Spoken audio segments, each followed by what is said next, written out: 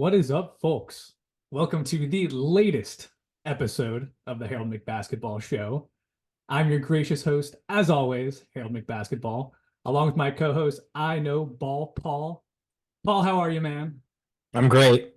I'm happy to be back and talk some basketball. The topic for today is we're gonna do a bit of housekeeping. We're gonna talk the Embiid injury and how that affects the MVP race, and then we're gonna talk about some guys that we think could break out in the second half of the season, or maybe just in Yes. general, guys that we've seen some potential with, and maybe they'll break out next season or whenever. But um, I'm ready to just jump into it. Yeah, we've got a ton to talk about, so let's get into it. We'll start on the sad note of Joel Embiid getting injured, which is not only devastating for the Sixers, the league, NBA history, but also for your fantasy basketball team, which is absolutely tragic and at a terrible time right before the fantasy basketball playoffs, as well as the NBA playoffs getting closer. We did have some good news recently that like maybe it could only be a 4 week injury. Still feels a little hopeful than a legitimate timeline for an injury like that. I feel like we still need to get a little bit more news as to what exactly the procedure was. Because meniscus tears can be really dicey. As we kind of saw with like the whole Rob Williams thing, where it's like, depending on the severity, it's like they can either like trim away the injured part of the meniscus, which is a quicker turnaround time, but obviously you're just kind of like losing mass in your knee, which isn't great for the long term. And then option two is like a full surgical repair, but that usually takes 4 to 6 months. So I assume that they went the route of trimming the damaged part of the meniscus, which is good for the season, gets them back a little bit quicker, but definitely a long term concern and makes you feel like the knee injuries might persist from here on out. Probably not going to see a lot of 65 game plus seasons from Embiid from here on out, even if it's just for resting purposes. So kind of sucks just for the MVP race since he was putting up an all time great season. Now he's definitely not hit the 65 game mark this season, and it feels like it might be ambitious to hope he'll ever hit it, slash like even risky, because really you just want him healthy for the playoffs. So sad for the MVP race. Sad for the league because he was really having one of the best seasons I had seen in years. He was absolutely running away with the MVP race, even with the games he had missed so far. So that's just sad. Like the stats were ridiculous. Like he was averaging like 35 points per game, 12 rebounds, 6 assists, terrorizing people on defense, absolutely dominating people down low. Low-key one of the most efficient mid-range shooters in the league. Like he's one of the best players in the league to watch. So just from a watching basketball standpoint, you hate to see it. Yeah. And I drafted him fifth overall in fantasy, Which was a steal at the time. which Still was a kind of feels like steal. one. Yeah. And he carried me through the dark times of not having John Morant. Well, he was suspended those first 25 games. Then Ja got hurt. And so this has been a huge hit for the Frogs, who are my fantasy team. The frog in me hopes that there's a chance that he comes back in a month. That could line up with me my second round playoff matchup. I don't want to talk too much fantasy, but um in essence, my fantasy season is in shambles. I'm proud of the way I drafted and put my team together. Um and it's just part of fantasy, so whatever, and I'm still going to make the playoffs and hopefully put up a good fight, but yeah, like you said, it's looking unlikely that he's going to be back in time. Um Of course, Kuminga is the one that landed on his knee, which is very ironic because Kuminga has been the guy that I've been touting for a while as someone that's going to be great or really good, and he's finally breaking out, but he also is the one to injure Embiid. So kind of funny how that worked out. It is sad. Um, I think it also kind of lends itself to the discussion of like you know, he, there was this kind of whole thing where he wasn't super healthy and he played the game because he was kind of close to that 65 game limit, which is a weird excuse, but at the same time, like it does feel like NBA players are kind of overworked, and the workload of an entire season is crazy. and yeah, Embiid is the latest to fall victim to that. So Yeah, and the game has become a lot more physically taxing too. Like something I've heard is like, oh, players in the 80s and 90s, they didn't rest this much, but the games also ended like 85 to 75, which means there's a lot less possessions, a lot less running, way easier on the body, a lot more post play, way less like transition, fast paced play like we see today.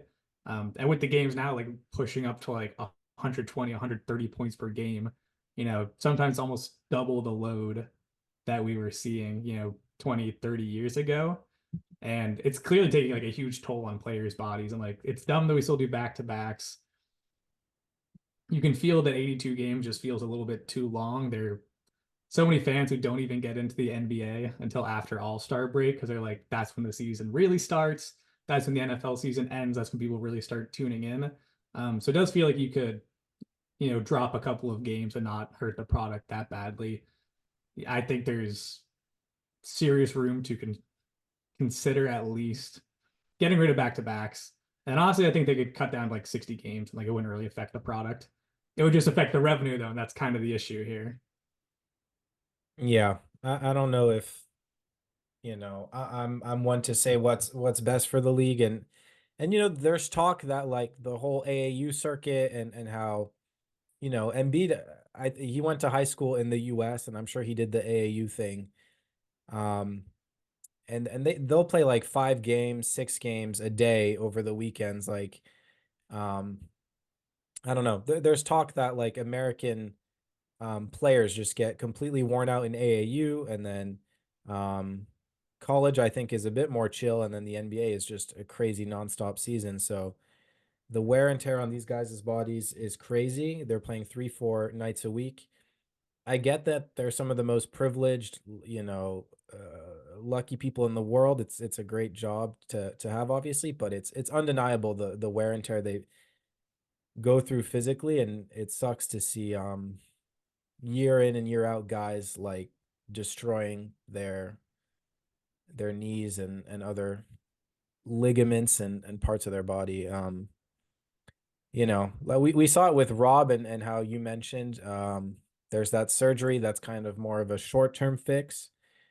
But I'm not a surgeon, but in essence, there's higher risk of more issues down the line, and there's a ton of pressure for Embiid to probably take that route, and it could seriously, you know, affect him in the future, even past basketball. But you know, it is what it is, I guess. But Yeah. Yeah. And sometimes in those situations, sometimes the meniscus damage is like beyond repairing and they like have no choice but to remove it. Maybe that was a situation. I hope so, because I hope if they did have the opportunity to go for a full repair, they would take it. And I'm sure they would, like considering how massively important Embiid is for the long-term success of the 76ers.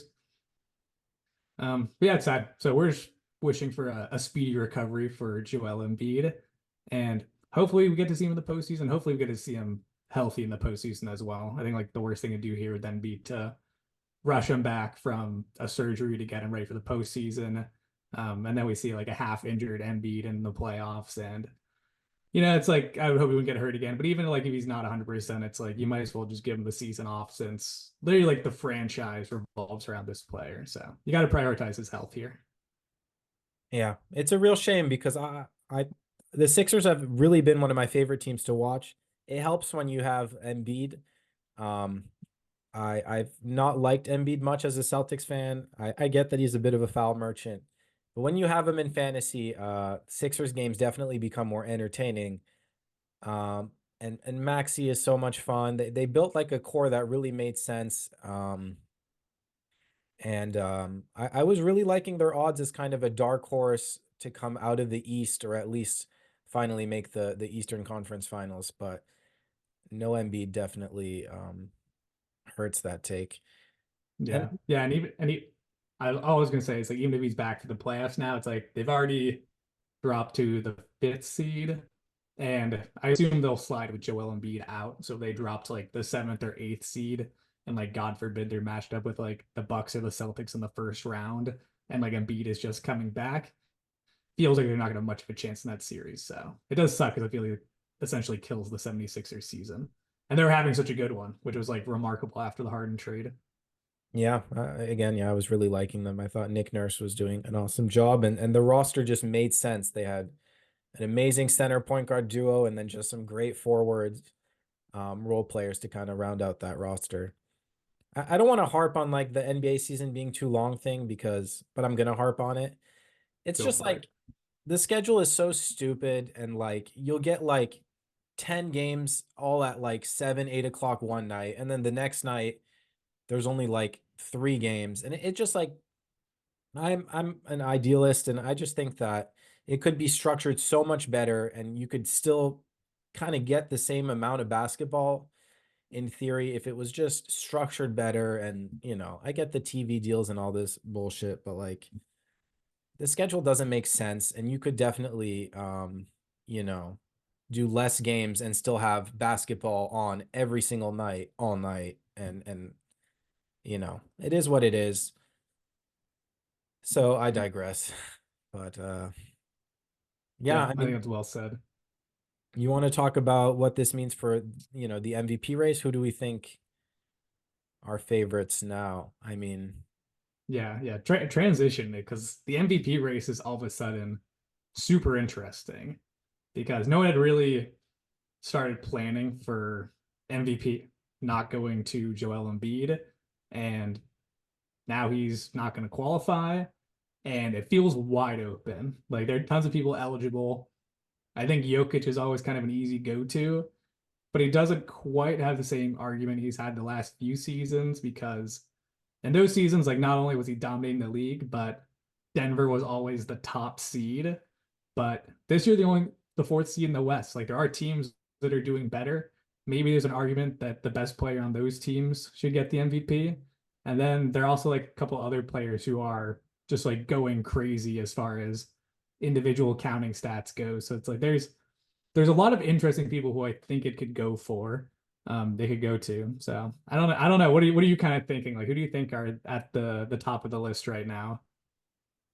I think the top of the list is for sure Jokic, Doncic, Giannis. I mean, those are the three um most powerful guys. But then SGA kind of quietly enters that conversation as the number one seed in the West. He's carrying that team. And there's room for maybe Tatum, maybe Halliburton. Um, Yeah, Halburn will probably miss the games played cut, but right. a worthy shout out though. He's been amazing.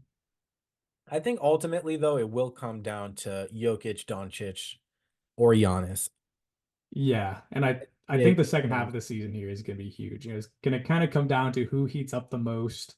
Do the Mavs move up the standings? Because although like I think Luka easily has the best individual stats of those left, it's gonna be tough to give him the MVP if the Mavs end the season at the eighth seed, but they can climb up to maybe like the fifth seed, get like right next to the Nuggets, then all of a sudden I think he's got an argument over Jokic. I'll have to kind of like see how things play out. It's like I think Jokic would be like the leader as of now, but I think there's definitely room for things to shake up as the season goes. I think Giannis, it feels wrong to call him a dark horse, but it feels like he has been a bit, you know, uh, Yeah, people he's have been put left him out of as, conversations for like the last season or two, even though he's been just as dominant the last couple of seasons as ever. So and if the Bucks really turn, I mean, quote unquote, turn around their season, they've been a top three seed all season, but with the coaching change, if they start to look really dominant and maybe, make a push for that first seed, or end up as a strong second, I think people might turn to Giannis and say, holy shit, this guy's averaging like 30 points, 12 rebounds. I don't know what his stat line looks like, but I know it's ridiculous. yeah, And they'll I say, oh, think you're yeah, about we right with haven't that. given him his flowers in a few years. Let's, give it to him. You know, um, I think it'll be him or Jokic. And I think Giannis, maybe because he's been left out of the conversation recently, might just kind of grab it this year. That's my take. Yeah, kind of a weird one for me that I've been playing around with is SGA because I'm like they're the top team in the West. The West is absolutely stacked. Hmm. He's averaging 31, 6, 6, and 2 steals per game. So, like his counting stats are pretty much as good as anybody else's. And his team has been absolutely dominant. So I'm like, I don't know. It's like I don't know if he's like top of the list, but I feel like he should be like as much in the discussion as anybody else.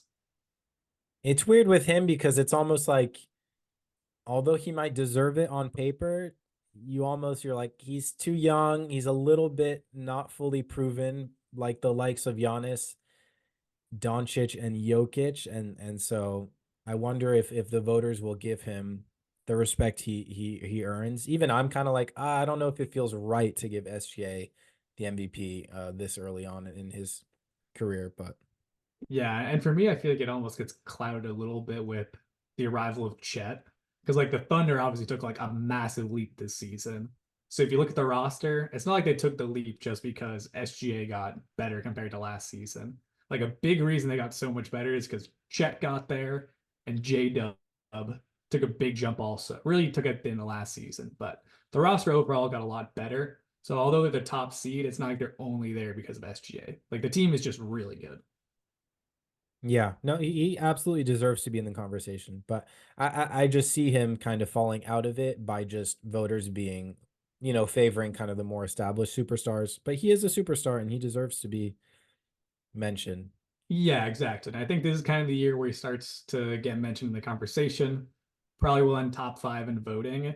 And then next year, like once people have kind of seen him at the top of the MVP ballot, he'll have a really good chance of getting it. So probably not this year, but next year, it's like I think people will be able to palate it a lot more easy, a little bit easier.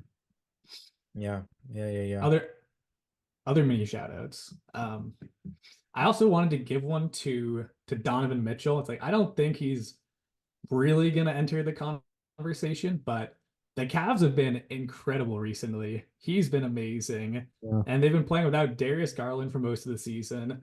Mobley's probably missed about half the season, and they're still the second seed in the East. Like the Cavs have been amazing. He's been amazing. I don't know. Yeah. I think it means something. I think he's having one of the best seasons in the league. They shot up too. They were like fifth or sixth, and we are like, what's going on with the Yeah, Cavs?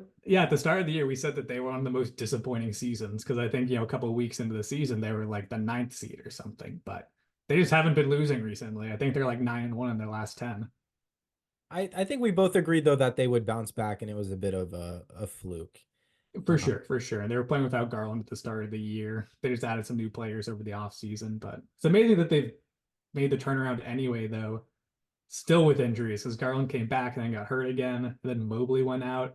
And it really felt like things could fall off the rails there. And it's like, eesh, like maybe this just isn't their season. But Mitchell and Jared Allen have really willed that team to the second seed.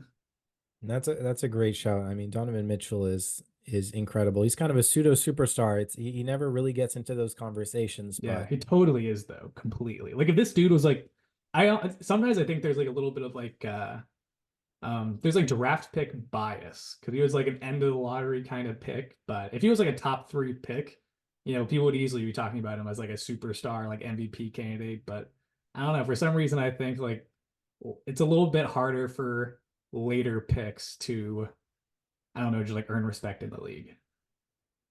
yeah, and I think the position he plays is tough too. Just being an undersized guard, but he's an incredible defender. But people will say, Yeah. the taller forwards are more valuable, whatever. But Yeah. um, There's a little bit of a positional value baked into that. Tatum is probably worth mentioning. I mean, the stats don't really stack up, but it's kind of a best player on the best team kind of deal. So he's worth the mini shout out. I agree. I agree. It's like what would you rather? Would you rather like the team be worse and then he does put up 30 plus points per game, but they're like the fifth seed? It's like, or he concedes some possessions to guys like Derek White, Jalen Brown, Kristaps Porzingis, falls at 28 points per game, but they're like by far the best team in the league. And his defense is still incredible. Like as far as like defensive impact goes, he's still one of the best players in the league. So I think he definitely deserves a shout out. Don't think his counting stats are quite good enough to get him into the conversation, but if he were to really light it up after All-Star break and maybe get his scoring numbers up to like 30 points per game, 31, then I think he easily kind of enters the thick of the conversation. For sure, yeah. I wonder if there's anyone else we're forgetting. I I I don't would think have to. so. It's like if we it's like I think I put I was like maybe Kawhi. Kawhi's been I really was good about. I'm recently, looking up Kawhi's but tweets. but I kind of think I have them in front of me. He's averaging 25 points per game, 6 rebounds, 4 assists. Defense is amazing. Clippers are a buzzsaw. Clippers are like arguably the best team in the league over the last month or two. The only reason I don't think he's quite in the conversation is because although he's been amazing, the team is just like ridiculous. Like James Harden has almost been equally as good. Paul George has been amazing and healthy. So it's kind of I don't know. If you give it to, like a MVP for like best trios, like maybe it's them, but it's hard to like single out one of them and be like this person is like contributing so much more than the rest of them. Although Kawhi probably is the most important of the three. Yeah, a similar situation as Tatum for sure, where it's such a good Yeah. roster. And yeah, man, the Clippers, I dare say they look the best in the West, and they'd probably be my pick at this point to come out of the West.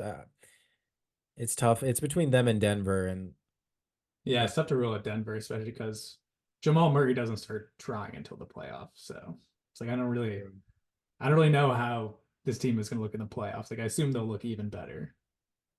the Clippers are so stacked, and they just have such great role players. Yeah. Mason Plumlee, Zubac, Powell, man. I mean, it's some really great role players to go around three absolute studs. But yeah, no, the MVP race is going to be um fun to keep an eye on. Fun to keep an eye on, and my pick I think would be Giannis at this point. Is who I see kind of coming out on top, but you never know, and it's wide open like we've been saying. I love that for I think my take is gonna be Jokic just because I feel like all the advanced stats nerds just like can't stay away from Jokic. Like he's still like leading the league and all those things like VORP, offensive efficiency, whatever.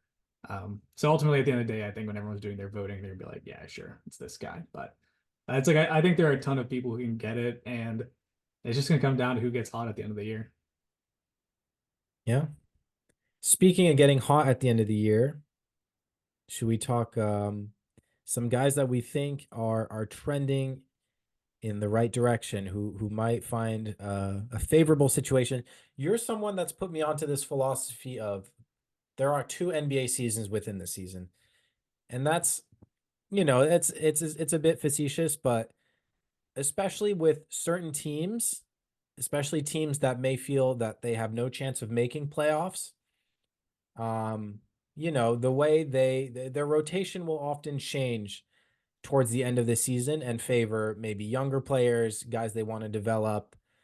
Um, maybe you should elaborate a bit on this theory. Yeah, I think that's perfectly said. Is like around the trade deadline, that's when you see teams kind of pick a direction. Like Yeah. if you're not going to make the playoffs and you're not going to be competitive, that's the point people realize it. That's when they sell assets, get rid of players who they don't think are a part of their future. So you see a lot of roles open up on teams due to players being traded.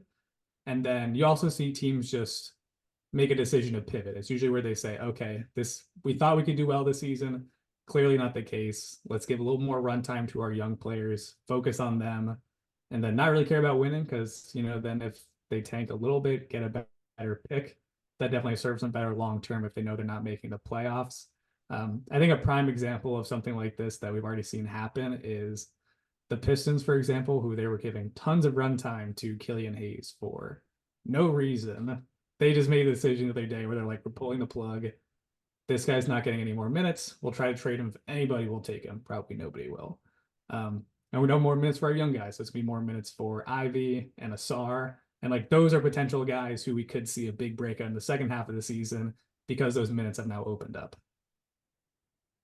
Yeah, and it took them long enough because I don't think they needed to lose so many games to figure out that Killian Hayes was Dude, he's so far bad. inferior to. Apparently, the front office wanted to get rid of Killian Hayes this offseason. And Monty Williams was like, no, give me time with him. I can figure it out. I see something in this guy. I Um, think so. and he continued to like give him minutes, maybe just out of pride for keeping him on the roster. But he's finally throwing in the towel, and Killian Hayes is going to be um, moving the bench and not apparently he's not supposed to play any minutes anymore, which is great because they were literally playing him like 30 minutes per night sometimes, which is absolutely insane. Starting him over Ivy at the start of the year, my God.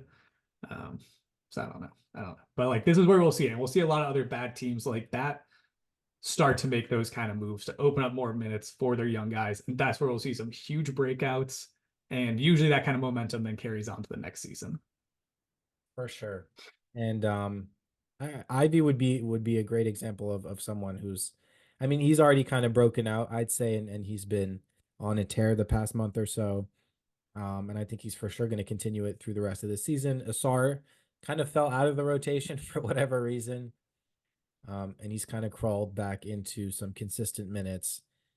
Um, Yeah, and then maybe even um you can even I mean like Dern's had an amazing season. Maybe he's still worth highlighting because I was about clearly the Pistons were making room in the front court for him by getting rid of Bagley, who was still getting like 15 to 20 minutes per night. So although Duran's been incredible this season, I could he's been promising young prospect level good, but this could be the part where we start to take note of him and really be like, oh, is this guy like an all-star now? So I could see him taking a huge leap here because he's clearly incredible already. Yeah, I wouldn't mind talking Duran.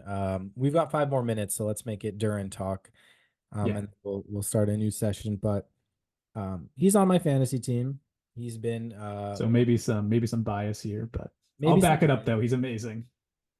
one of the steals of the draft. But wasn't watching too much Pistons basketball, admittedly.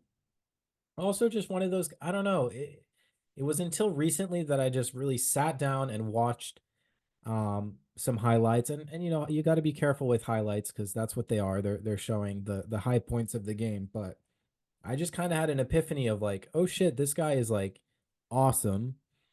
Um, his energy is crazy. He's got great touch, great athleticism. He passes super well. And then the icing on the cake, he just turned 20. He just turned 20 and he's playing at I think a crazy level. Like this guy's not supposed to peak for another like 6 or 7 years. Um and I'm seeing dominance in some of these games. And I think that's sometimes what you have to look out for with really young guys is games where they look dominant. And he does it a lot, especially obviously with the rebounding, but the defense is awesome. The guy's super mobile. Um, and I think the offense is pretty good. Like he's just a smart player. He makes some great reads passing, um, while not having a super high usage. And yeah, I don't know. I'm in love with Duran. I just think he's so fucking awesome. Yeah, he's already averaging 14 points per game and 11 and a half rebounds. So he's clearly already one of the best rebounders in the league. Super efficient. If you watch him, you'll notice he's really smart on offense. So he isn't quite your stereotypical, get rebounds, get blocks, get alley-oops, two-way big man. He's really smart on offense. It's like I'd really comp him more to like a light Bam Adebayo where it's like not only is this great rebounder and defender, but he can facilitate a little bit on offense, which is actually really important for a big man because then he's not a black hole if the ball gets to him. Like he can keep the offensive possession going. He can make some plays out of there. And when he's doing it all at what is he, 20 years old? Just Like turned. that's incredible. And like it's crazy to think where this guy could be 6 or 7 years from now. He's already averaging these kind of stats. Um, his build I think is perfect. He's 6'11". He's lean, but extremely strong. A 7'5" wingspan. Just 250 pounds of just motor and aggression, and he's long. He's bouncy, and you know, I'm very big on Duran, and in my epiphany, I just think this is someone that's going to be a top. One of the best centers in the league in 2-3 years. I think he's well on his way. Um, sometimes I can get a bit too in on guys and jump the gun a bit, but I'd like to think that this is this is a situation where I'm seeing something. Um, and I think a lot of people probably see it, but just watch some of his highlights. The guy is awesome. Yeah, yeah, it's evident. Like this feels like an easy take. Like this isn't like a hot take to be like, oh, we think this guy's gonna be really good in a couple of years. Like this guy is already really good. The only question is like how high is the ceiling actually gonna be? Because it's clear that he's gonna be, a perennial starter in this league and feels like he has all-star potential. So we'll just see. We'll see how he develops. We'll see how quickly that comes. But he's averaging, a little under 30 minutes per game right now. So if we see that go up to kind of like you know, 33, 34. It's like we see him average like, we're gonna see him average like 16 and 12 pretty easily just by a bump in his minutes. And I think it'd be pretty undeniable then. So we'll see. But I think this is a very worthy shout out. And he looks cool. I think that's He looks important. awesome. He's Like an sick. iconic He dunks the ball really hard. He's a good looking guy. And he just, Yes. I don't know. I just see the iconic um face and yeah. All right. I say we play it safe. We do another Zoom and we start talking some other guys that we want to highlight. Yep, part two coming. Be right back. And we're back. I want to say one more thing about Jalen Duren, more so about just the name Jalen. Want to hear a crazy fact? What, that all Jalen's in the league are good? Yeah, that is a crazy fact. Um, Jalen Rose may have been like the first Jalen ever. That is true. I think I've heard that before. But for Right? the listeners who haven't heard, I should have asked surprise. Oh my God, you serious, bro? That's insane. Isn't that crazy though? Apparently, like I don't know. This Yeah, there was one Jalen they could find before him. So I guess that proves right there that he's not the first Jalen. But I think he legitimately popularized the name, and now it feels like every other NBA player's name is Jalen. yeah, and like I will say it is like such an awesome name. It just sounds really cool. And I think he did say that his mom like made up the name by like combining two names. I forget what they were, but it was like there's like two names she liked or like two relatives' names, then she just decided to combine them into Jalen. And the name is amazing. And there's tons of them in the league, and they're all really good. Like Jalen Johnson, Jalen Brown, Jalen Duren. They're all incredible. Like I can't really think of any scrubs. Yeah. Did you say J Dub? Obviously. Yep, J-Dub, of course, he's amazing.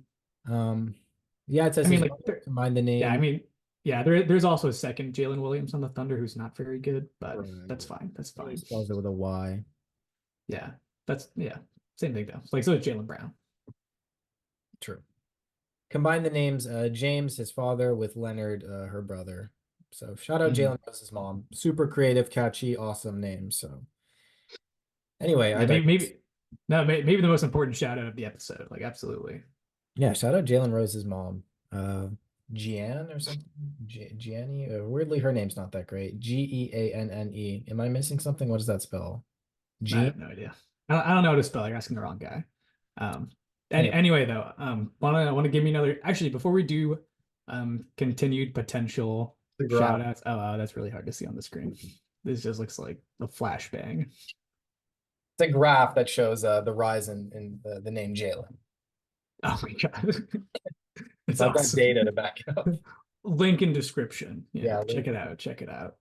You were saying Before so. one, yeah, before we get into more potential breakouts, I had like a very short list of people who like kind of just broke out in the last 2 weeks, kind of because of similar circumstances that we talked about before. So I figured we'd talk about them anyway, if not just briefly, because these are like the kind of players that we're talking about, and they just happened to break out a little bit before the podcast, where we could totally call all of these breakouts that happened. Um, Easy one though, Kuminga. Last 2 weeks, he's averaging 25, 6, and 3. Easily the second best player in the Warriors right now. Dude looks like an absolute stud. And what's kind of crazy is he still looks a little bit raw too, and he still is putting up insane numbers. So the ceiling is so high for this guy. Like if he can continue to polish up his game, he is going to be so scary. And he may have saved the Warriors like two era project where like with the end of an era with like Clay Thompson kind of slowing down, same with Draymond. All of a sudden you've got Kuminga coming in to be the number two to Steph. And a couple of years from now, when Steph retires, it's like Kuminga can kind of take over.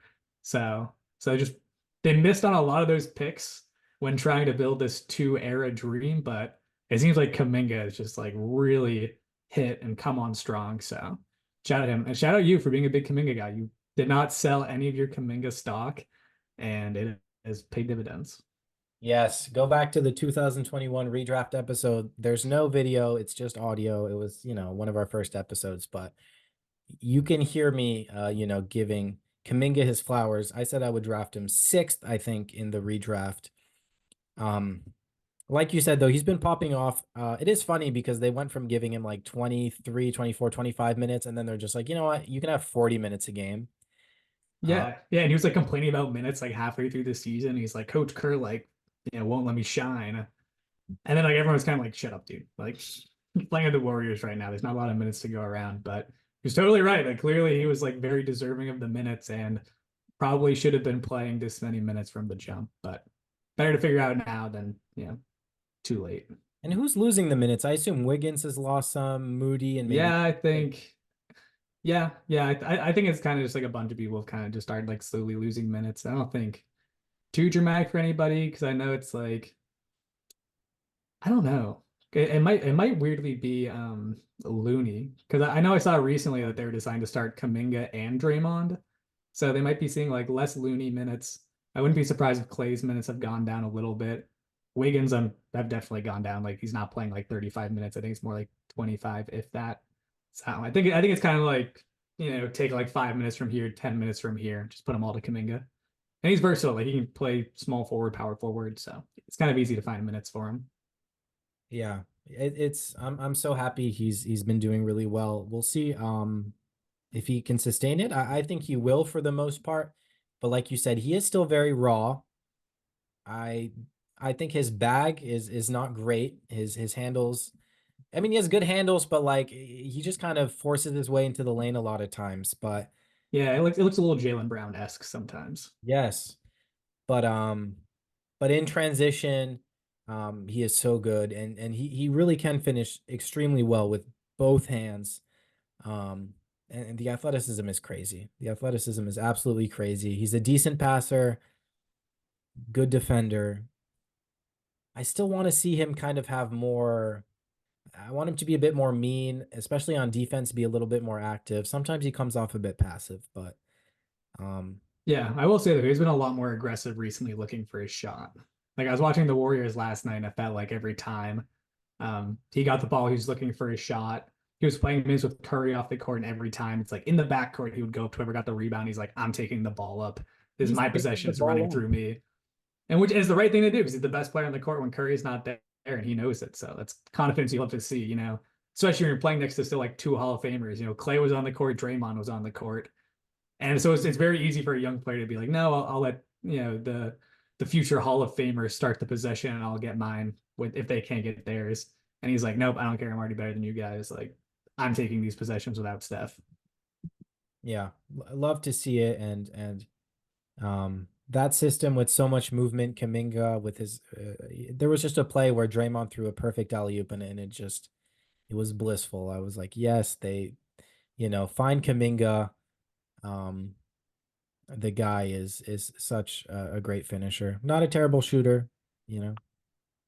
Um, but anyway, keep going down your list. I had to revel in my in the. Yeah, yeah, that was a big one you deserve too.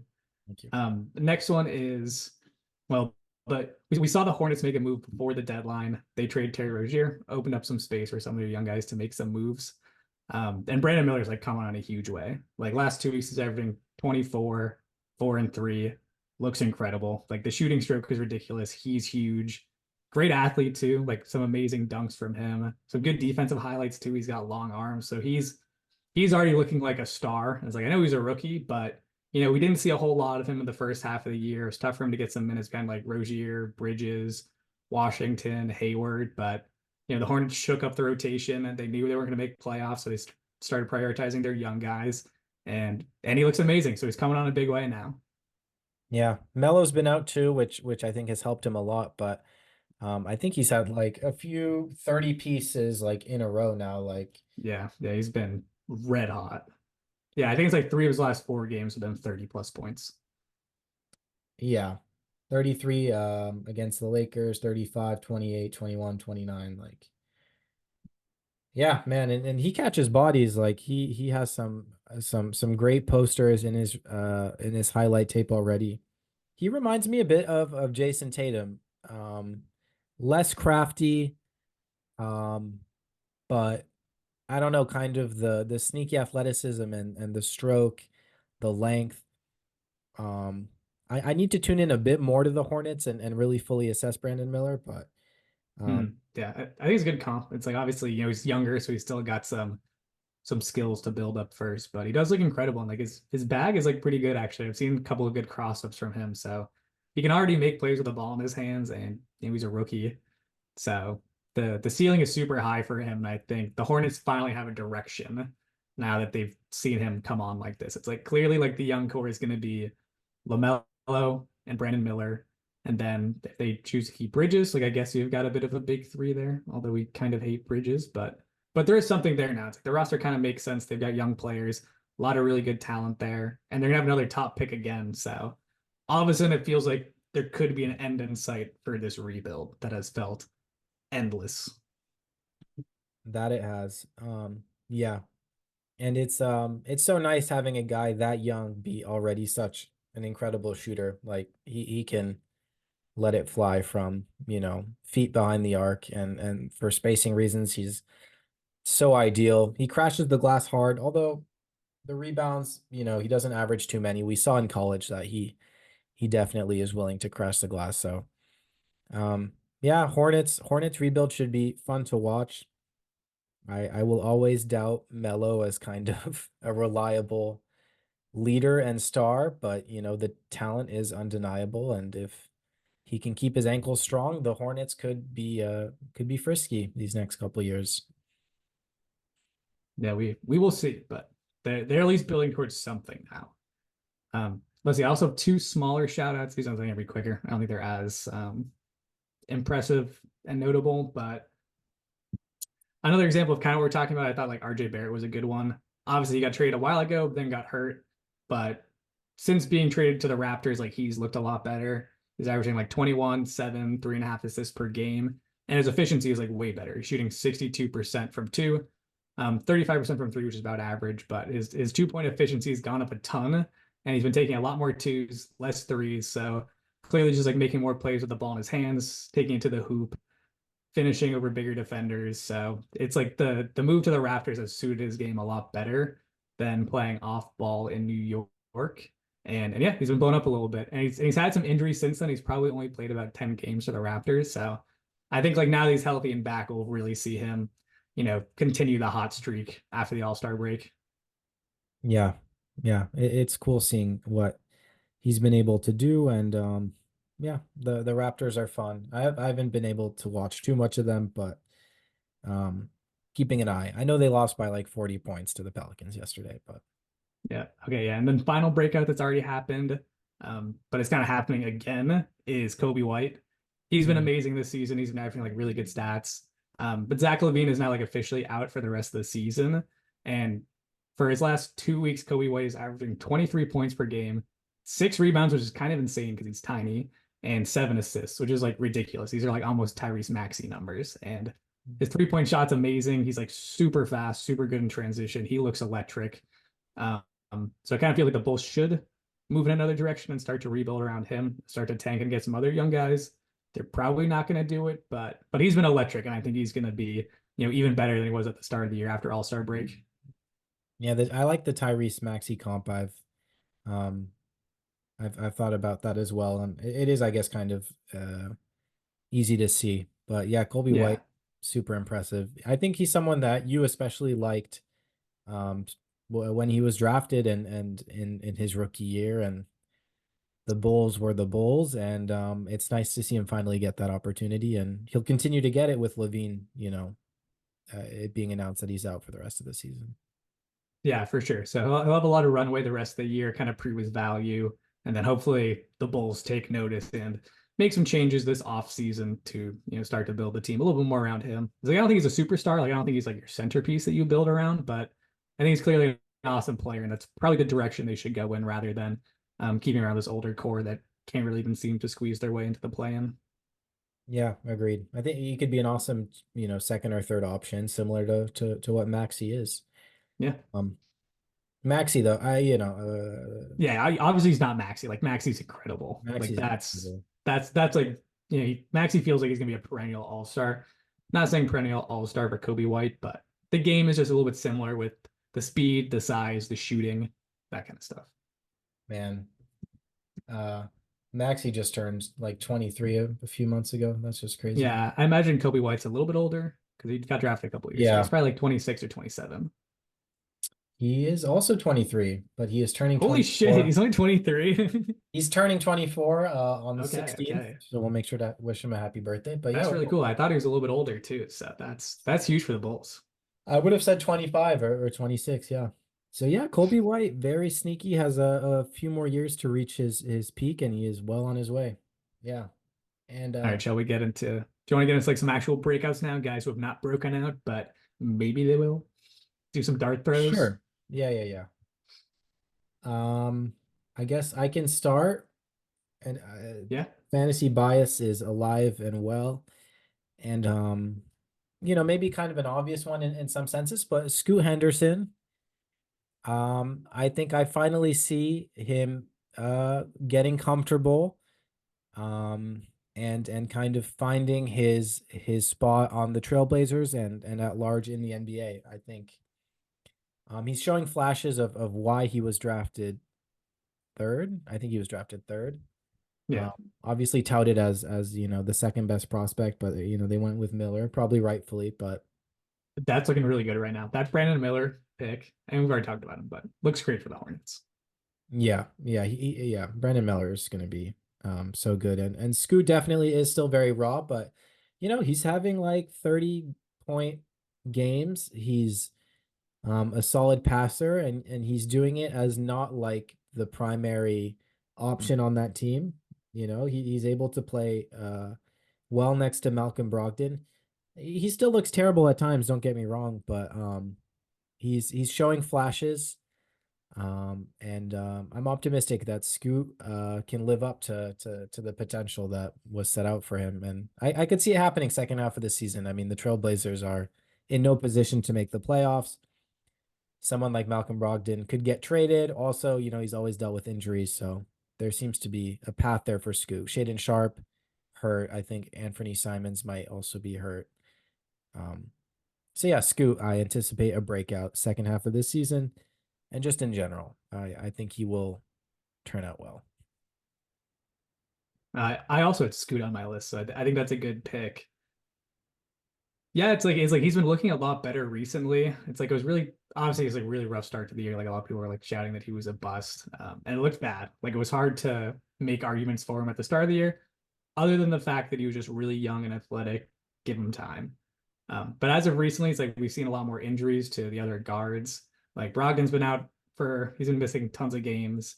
Shane Sharp has missed a lot of time. Simon's been on and off. So we've been seeing Scoot get more consistent run at starting point guard, playing 30 minutes per game. He's been inconsistent, but like the flashes have been there. Like he's had a couple of big games where it's like you do see like the high scoring output, high rebounding, high assists. So I do think those minutes are going to open up for him now. I think even if the Blazers don't trade Brogdon, which I think they probably will, or they'll at least try to. But even if they don't, I could see them just moving Brogdon back to the bench for Scoot just to give him more runtime at the end of the season since they're clearly not playing for anything. So it doesn't make any sense for them really to give Brogdon any minutes. Um, just because like they should be trying to lose, they should be trying to develop their young talent. So it really doesn't make sense to be giving Brogdon minutes. Same with Grant. It's also possible he could be traded. He's probably taking the most shots on that team, or maybe right behind Simon. So that would also open up a lot of touches for Scoot. So I think the Blazers are a prime team that could look to shake up their starting lineup and try to get some more minutes for their young guys like Scoot, and then maybe even Shaden Sharp, who I've also been really hot on for a long time. I think he's incredible. I want to say Shaden is out for this season. I might be wrong about that, but I I feel don't think so. like I thought I just read the no. other day that he was coming back soon-ish. Okay. I'm not sure that could be changed, and they could also be tanking. So who knows? Yeah, I see something. He's gonna go. He's gonna have a surgery as of 30 minutes ago. So I guess I Okay, well that's new news then. That makes sense then. um Yeah, probably one of those things where the Trailblazers were like, yeah, we're clearly not making playoffs, so take the season off, get healthy. Also, just another way for them to give more minutes to a guy like Scoot. So more minutes for him. yeah, Shaden Sharp also someone who is 20 years old. And the flashes he's shown look very promising. Scoot just turned 20. Um, what I like about Scoot too is like they kind of decided that Malcolm Brogdon would kind of be the starter kind of in the past month or so. And it weirdly Scoot responded. He's getting more like 25 to 30 minutes a game, whereas he was getting like 30 plus early on. And it seems that he's been able to kind of find a role there. So I think that's a promising sign. One thing I'd love to, I want like you to really analyze his shot form and give an opinion, or maybe you have one already, but to me, it looks pretty good. It looks like it has a lot of potential, but it is like a bit unique in a sense. And I don't know, I would want to hear your take on whether you think that's a promising form because you tend to have good insights there. Yeah, I'd really need to like sit down and watch it again, but from Yeah. my recollection, I don't know if I've loved it. Like to me, it's always struck me as a shot that I'd be like pretty surprised that it got above league average. Like he doesn't really, um, I don't project him to be somebody who's going to be an above average 3-point shooter in the league. Like maybe he can get up to like mid 30s, but I don't think it'll ever be great. It just doesn't quite strike me as, um, I don't know. It is a little unique is how I'd put it. Yeah, it's like And usually free throws are a good indicator. I'd have to look up his stats and see what his free throw percentage is, but I feel like it's not great. it's a bit robotic, but it feels consistent and he's starting to hit it more. My cat's going berserk, but Yeah, we'll see. And that is gonna be important for him to really take the next step is to like be able to just like create a little bit of space for his 3-point shot. Because like for example, like Jocelyn, when he came into the league with like great athleticism, you know, paint scoring potential, passing potential, and he developed his 3-point shot pretty quickly and it really opened up his game. So if Scoot can do something like that, that would be huge. Let's see, he's shooting 81% from the free throw line on the season, which is like respectable and a good sign. Like usually that's like a good indicator that like the shot form is there, the confidence is there. So that's got potential. And he's up to 32-ish% from three this season. So yeah, not great, but like not too far off from getting up to league average considering some of the rough patches he's had. So I don't know. I think there might be something there. some promising signs. Yeah, his 3-point shot to me looks very like robotic, but I think it's well said. And it's also like the release also looks like a little strange to me. it feels consistent at the same time in the movement. But it also feels like I don't know, he doesn't have kind of a rhythm mid-range shot, which I think is something he needs to develop to kind of more Yeah, no, dribble that's pull like up that is game. non-existent. Which is super important. Like, but anyway, great finisher. Yeah, yeah, for sure. I imagine yeah, and a player that the efficiency is going to take a little bit of time. And he's also been a little inconsistent with his assists, which like kind of surprised me, but I think something he'll also improve upon. Okay, that's enough Scoot though. We talked about Scoot for That's a enough, while. I will give you a player please. that also has some fantasy bias, but I think has potential. And that's Onyeka Okongwu. He has been really good recently. He's been like clearly far better than Clint Capella. And Clint Capella's hurt now, so we're going to see a lot more run time of Okongwu starting at center. He's looked really good. He's been starting to get more minutes than Capella anyway, the last couple of games before he got hurt. And there are also rumors now that the Hawks are looking to trade Capella if they can find a suitor. So I think it's clear that's the direction they want to move in. I think they're going to try to open up the starting center position for Okongwu. He can do everything Capella can. He's a great rebounder, great defender, but he can also just do so much more. He's got a little more scoring potential. They're working on his 3-point shot. They drop a lot of plays for him from three. The percentage isn't totally there, but clearly there is some confidence from the head coach that it will be if they get enough reps. So I think he's just better than Capella. They're going to look to make a move and make him start. And if he plays 35 minutes per game, like I think we're going to see huge jumps for his stats. Yeah, he was on my list as well. Um, and I saw you picked him up in fantasy, and it feels like it's been some time, like in the making that it was bound to happen with Capella getting older, and the signs that Okongwu has shown as like a really dynamic big guy who is very nimble, a great handle, and yeah, I guess he's developing his 3-point shot now. So um man, the Hawks should just blow it up. I swear they have tons of talent outside of Trey that they should develop, and they should totally go in a new direction because I think Trey Young is not conducive to being a great basketball team.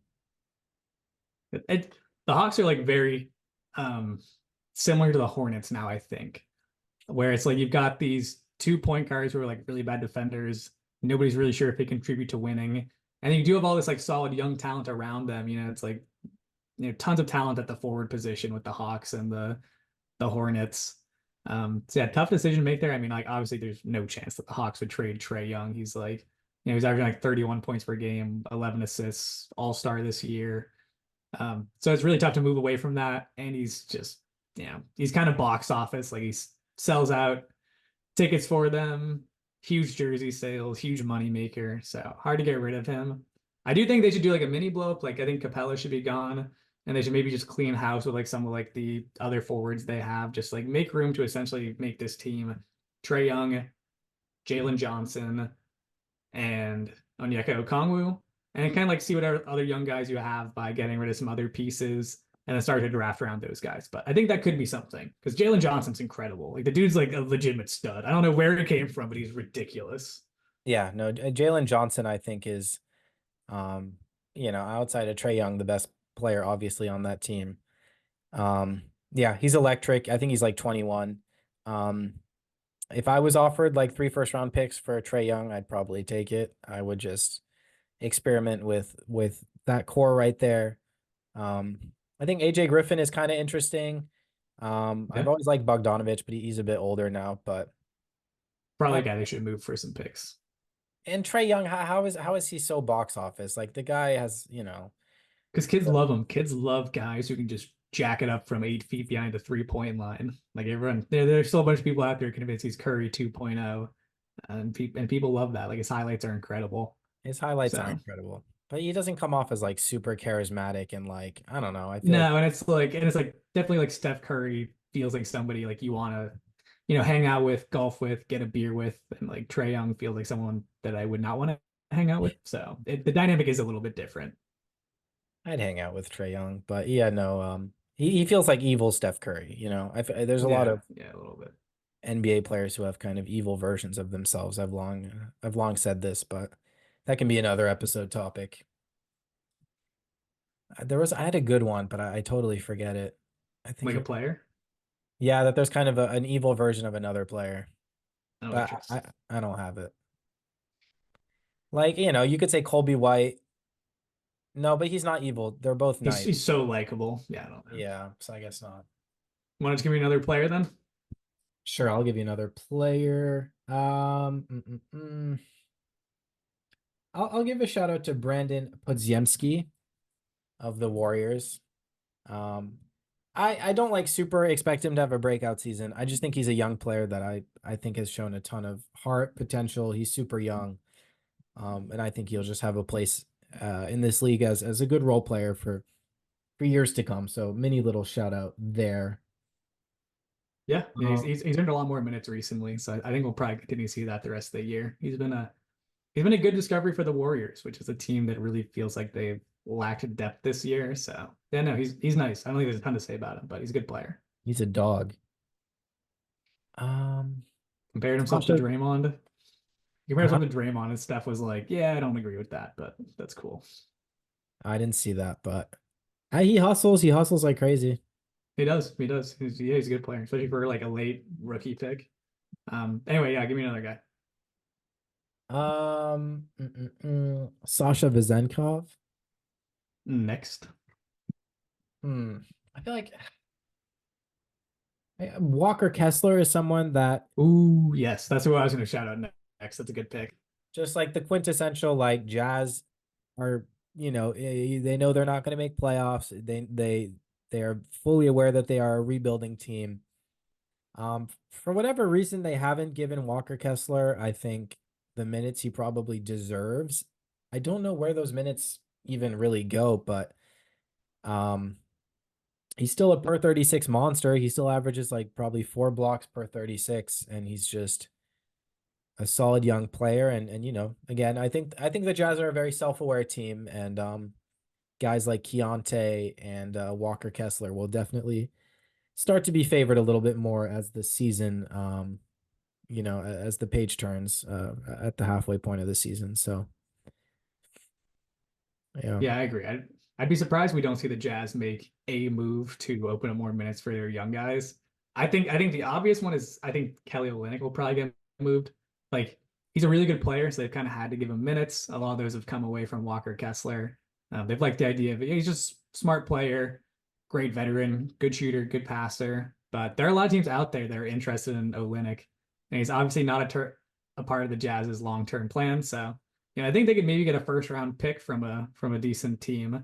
And I think that would make sense for them. They can continue collecting assets and it opens up minutes for Walker Kessler, who probably should be playing 30 plus minutes per game. Like he proved it last year that he was capable of doing it. And when he did, he was one of the best defenders in the league. So I think not only is it a good idea just for developing young players, but honestly for like roster construction, like they're probably a better team if they just open up more minutes for Kessler. So I think we're due for that. I think they see it. Like he's averaging 2.7 blocks per game in 23 minutes. Like that's ridiculous. So I think they'll open up more minutes for him. And then I've heard like rumors that Sexton could also potentially be moved, even though he's actually having a really good year. Yeah. To maybe open more minutes for Keontae George. So that could happen. But like weirdly, I feel like Sexton's kind of been too good and they might just be better off keeping him. I love Colin Sexton. Yeah, he's been awesome. He's And he's electric. he's still pretty young. Like he's probably only like I think he's probably like the Kyrie Irving trade. So the Celtics. 25, So 26. yeah, that's gonna be my guess. He's not like he's not this like crazy young prospect, but he's just a good player. And they Yeah. can be bad with him. So like why not?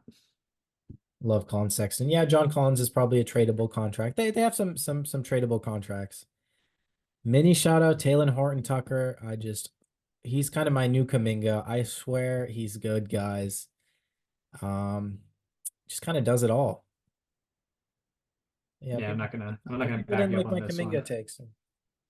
Yeah, but like we still saw it with Kuminga though. We're still like you might be like overrating him a little bit in the redraft, but like we all still had him as like a top 10 pick easily. Whereas like THT is like I'm not even like totally sure he's an NBA player. I think he is, but I think he's like a deep bench player. Like I don't think he's got any chance of being a starter in this league. But I know you like him, so maybe there is something there. Yeah, I don't know if he's like I think he could start, but I see him as like a sixth man,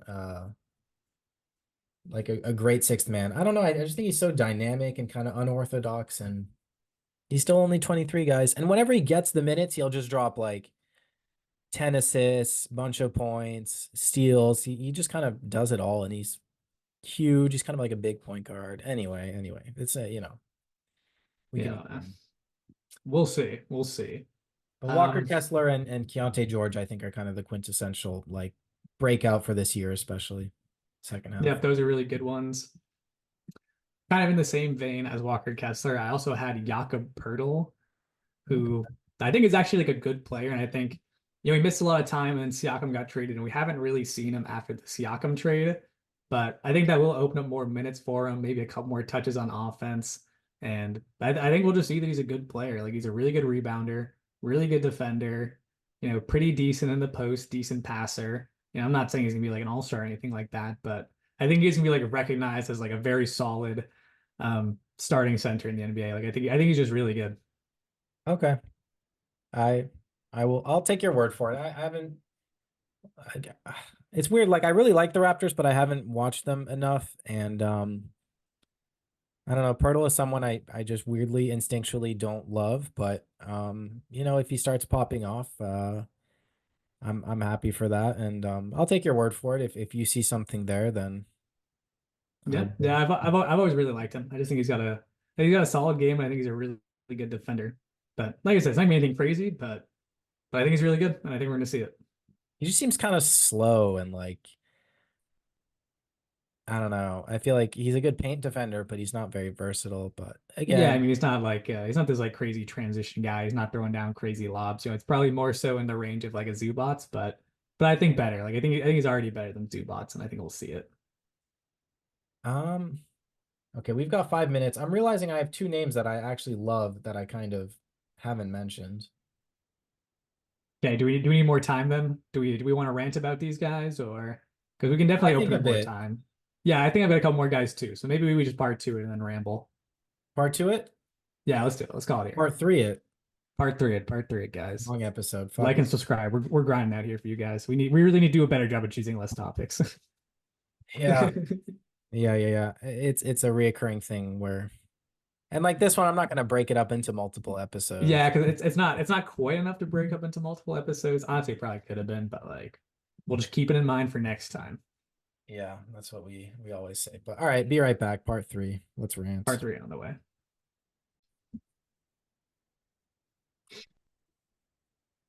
All right, part three. Part three. All right. As previously mentioned, there's some names that kind of got lost in my list, but I was very excited about them. Number one, Denny Abdia. Ooh, good one. Not on my Abdia. list. I don't know how to Yeah, pronounce. Avdia. Man, he just turned 23. The guy's just good. And he just never can break like that 25-minute average. And if they just fucking gave him the 30 plus minutes, kind of let him be more of the primary ball handler. He's not a great scorer, but he's a very good defender, very good passer, solid rebounder. And and he shows enough upside on offense to make me think that um, he can be a great player.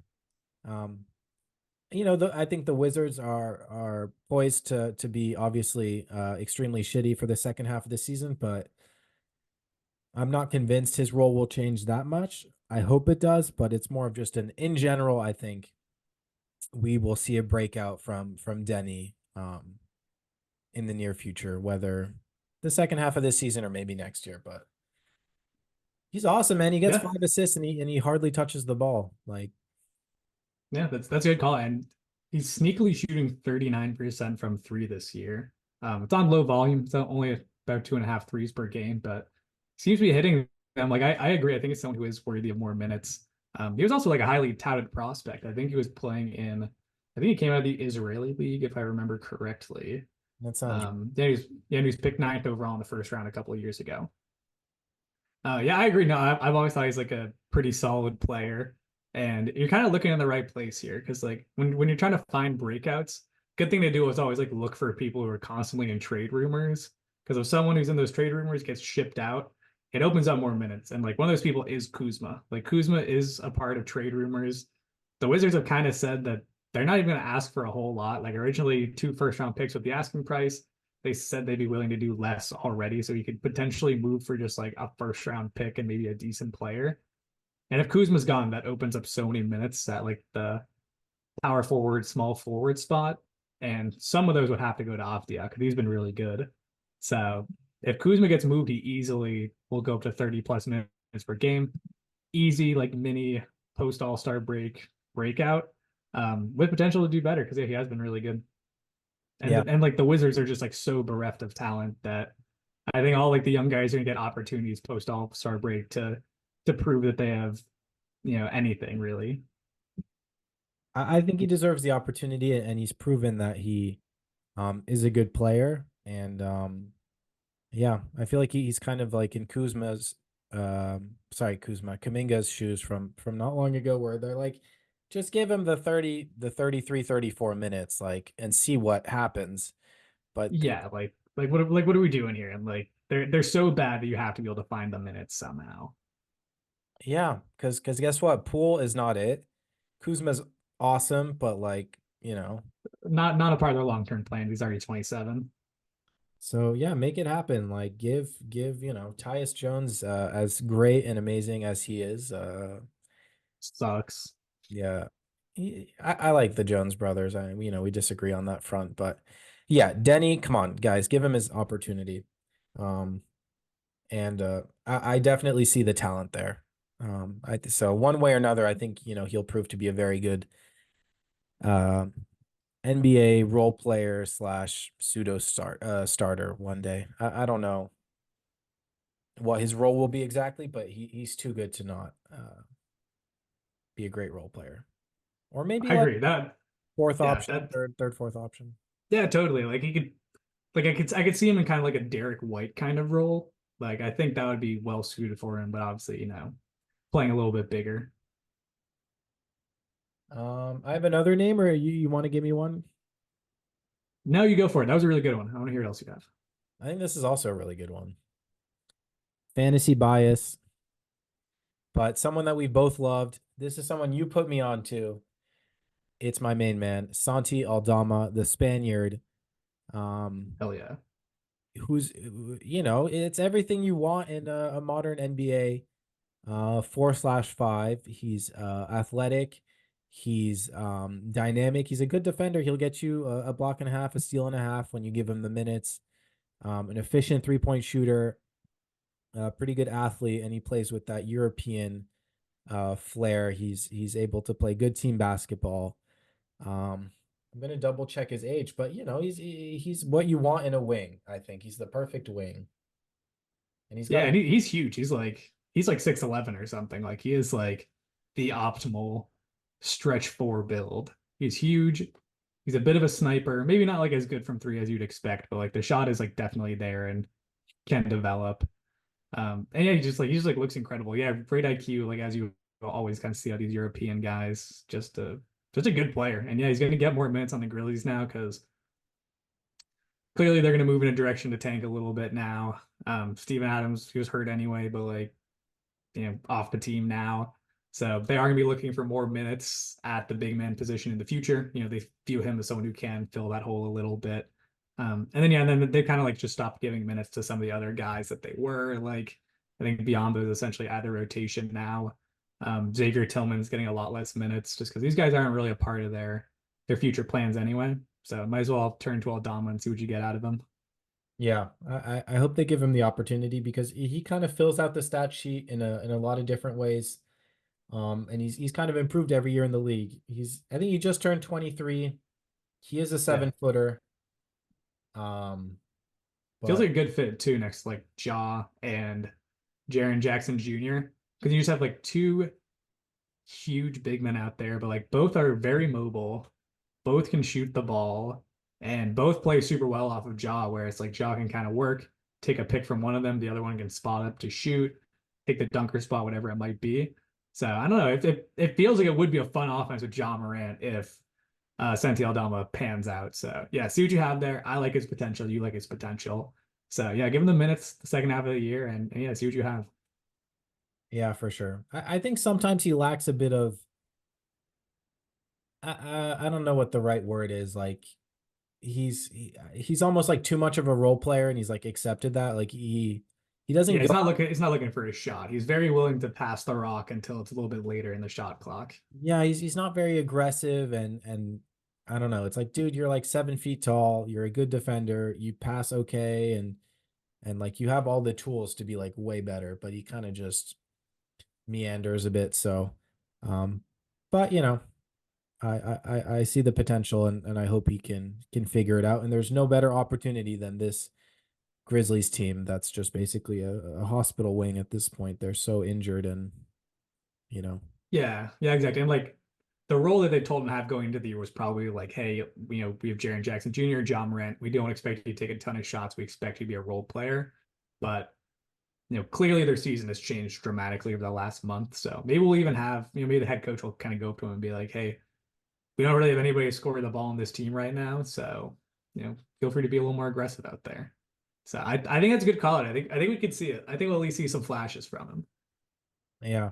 And like you said, a front court of him and Jaren Jackson, they're both decent. Well, I mean, Jaren Jackson is an extremely good rim protector, but they're both very lanky, and you know they could be a nice pairing where they can each stretch, but they're both also capable of cutting, and on defense they're both quite versatile. So um and I love the name Santi Aldama. That it's got a nice ring to it. So Oh, that's great. Yeah. And we need some Spaniards back in the league now that the Gasols are both retired.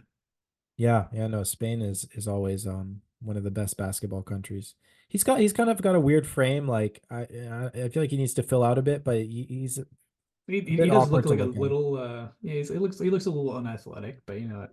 That's okay. That's okay. As long as you can shoot, it's fine. Yeah. like he looks like a slightly more filled out version of what's he was on the Thunder, Pokushevsky. Oh my God. Yeah, he's not quite Not as as awkward looking jarring. as Pokashevsky. Like, I've never seen like, yeah, he was a fascinating guy to look at. Like, I've never seen a skinnier player. Yeah. Anyway, give me one of yours. Let's see. I've got a couple left on here. A lot of these are guys who have like kind of already started to break out, so they're not quite predictions, but it's more so like if we've seen a small sample size, maybe there's gonna be something there the rest of the year. One of them's Cam Whitmore. Yeah. He's not like a perfect shout out because he's not somebody where I really see getting an expanded role the rest of the year because the Rockets are already so deep at the forward position with like Brooks and Jabari Smith and Tari Eason, but he's been incredible. Like in like only probably like 20 minutes per game for the last 2 weeks, he's averaging 19 points per game, 5 rebounds, and that's like in pretty much no minutes, like role player level minutes. I think he's just like clearly a stud. I don't know if it's gonna be this year that he gets the minutes to actually like really show what he can do, but I think he's evidently like a complete steal in this draft, and he's phenomenal. They need to figure out a way to get him more minutes already. And it's probably not going to come this year where we see the big breakout, but he could be a candidate for next year.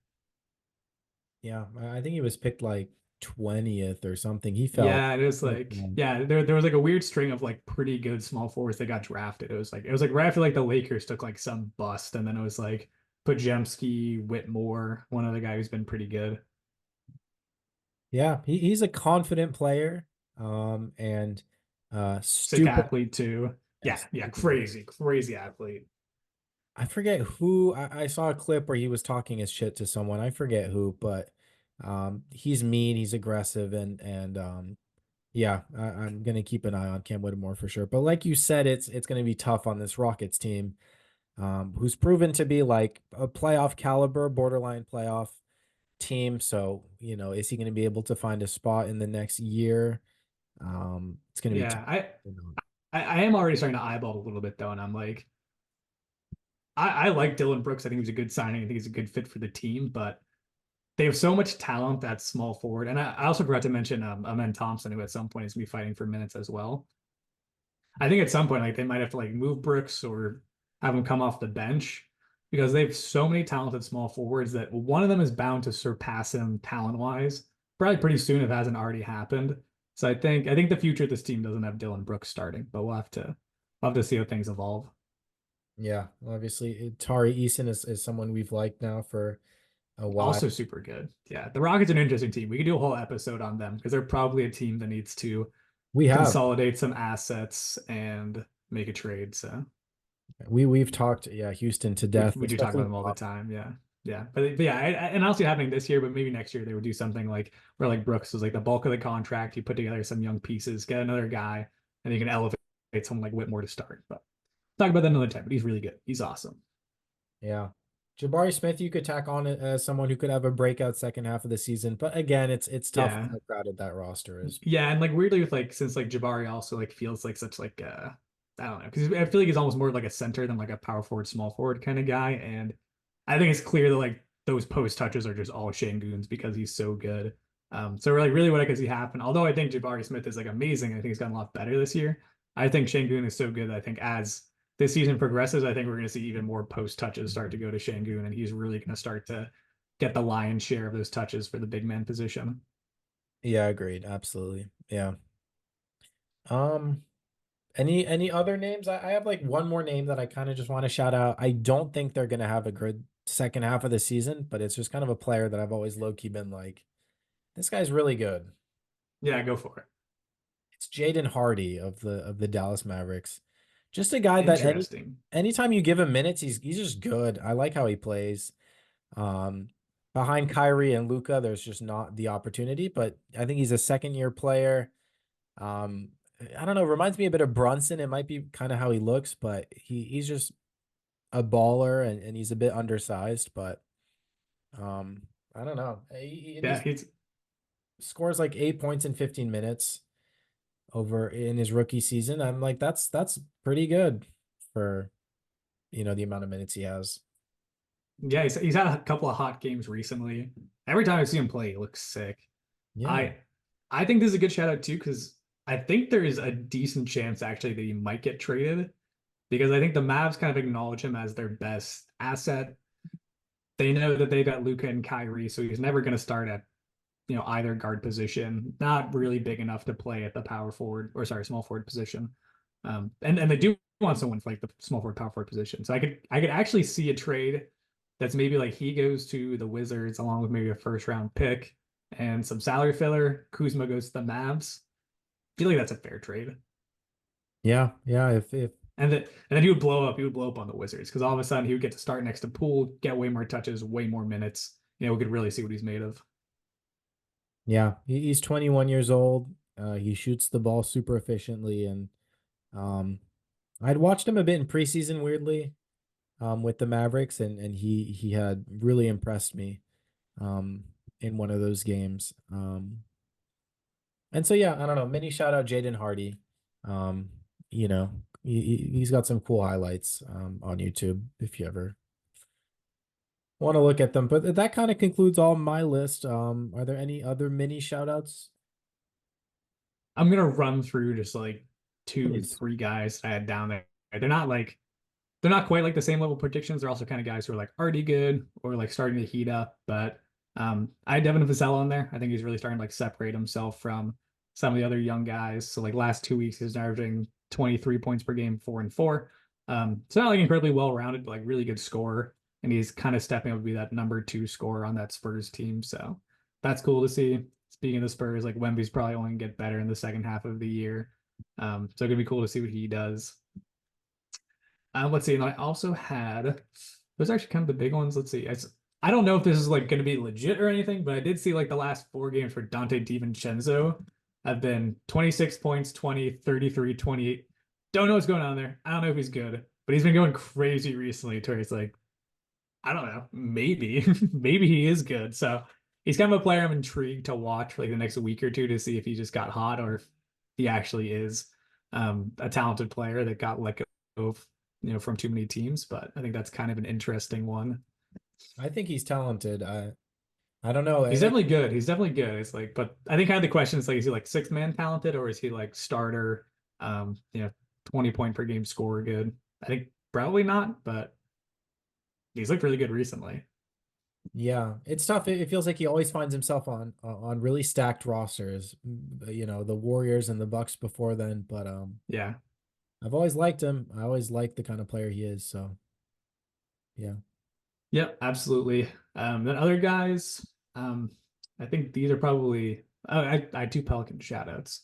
One was Trey Murphy, again, a guy it's gonna be tough for him to find the minutes, but I feel like the best version of the Pelicans would have him playing 30 plus minutes per game. Don't know how they managed to do that, but he's incredible.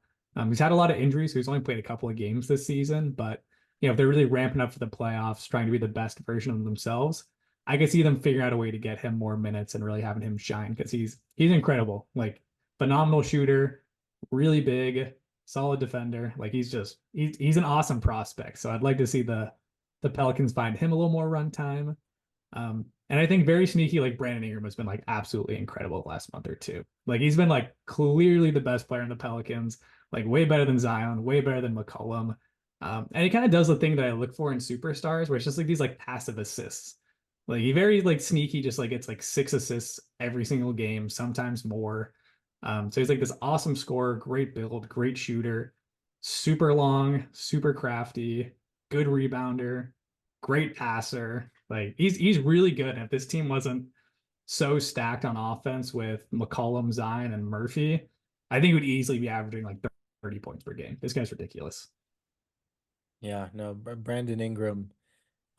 You mentioned that you've just been eyeing him and um yeah, no, his play's been impressive, especially yeah, the scoring, the passing, and um I love that he's a mid-range guy. I mean, of course Oh he yeah, can shoot totally. threes, but he scores in yeah, such a variety of ways. Um yeah, maybe we'll see an all-star game out of him next year.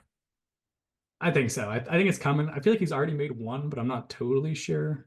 But like regardless, he hasn't like quite stepped up to the level of being a consistent all-star, but I feel like he is there. I feel like talent-wise, he's there. The Pelicans finally feel like they're good enough to where they should be getting an all-star every year.